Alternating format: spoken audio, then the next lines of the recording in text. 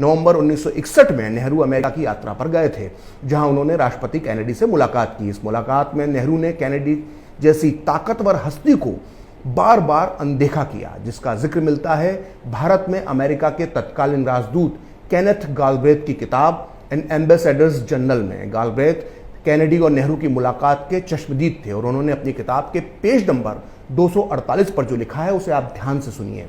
अमेरिकी यात्रा के दौरान नेहरू बुझे बुझे से थे। राष्ट्रपति कैनेडी ने उनसे जब भी बातचीत करने की कोशिश की तो बदले में नेहरू ने हमेशा सिर्फ एक या दो शब्द कहकर अपनी बात खत्म कर दी और कभी किसी बात का जवाब नहीं दिया। राष्ट्रपति कैनेडी नेहरू के इस व्यवहार से बेहद निराश हुए। कैनेडी ने मुझसे कहा कि यह मेरे कार्यकाल के दौरान किसी भी विदेशी नेता की सबसे खराब राजकीय यात्रा थी।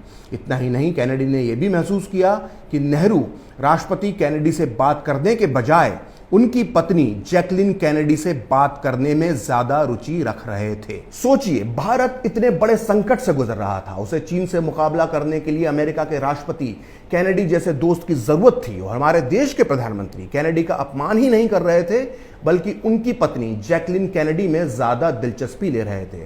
नेहरू के चेले चपाटों को मेरी बात अगर बुरी लग रही है तो मैंने फिर से बता देना चाहता हूं कि यह बात मैंने नहीं कही बल्कि भारत में अमेरिका के राजदूत रहे गालब्रेथ ने लिखी है। लेकिन गालब्रेथ ने अपनी इस किताब में जो आगे लिखा है उसे जानकर नेहरू के चमचों को और भी ज्यादा तकलीफ हो सकती है। खैर, नेहरू ने अपनी इस अमेरिकी यात्रा में कैनेडी की पत्नी जैकलिन को भारत यात्रा का निमंत्रण दिया। जैकलिन मार्च 1962 में भारत यात्रा पर आईं। इस यात्रा का पूरा वर्णन गालब्रेथ ने अपनी किताब एन एम्बेसडर्स जनरल्स में किया है। गालब्रेथ ने लिखा है कि दिल्ली में अमेरिकी दूतावास ने जैकलिन कैनेडी के रहने की व्यवस्था एक कोठी में की, लेकिन नेहरू के बहुत ज्यादा निवेदन करने पर उन्हें प्रधानमंत्री आवास में ठहराया गया। नेहरू ने जैकलिन को वही कमरा दिया जिसमें कभी लेडी माउंटबेटन रुका करती थी। नेहरू जैकलिन से गहरा प्यार करते थे। उन्होंने जैकलिन के साथ अपनी तस्वीर प्रधानमंत्री आवास के मुख्य प्रवेश द्वार पर लगा रखी थी।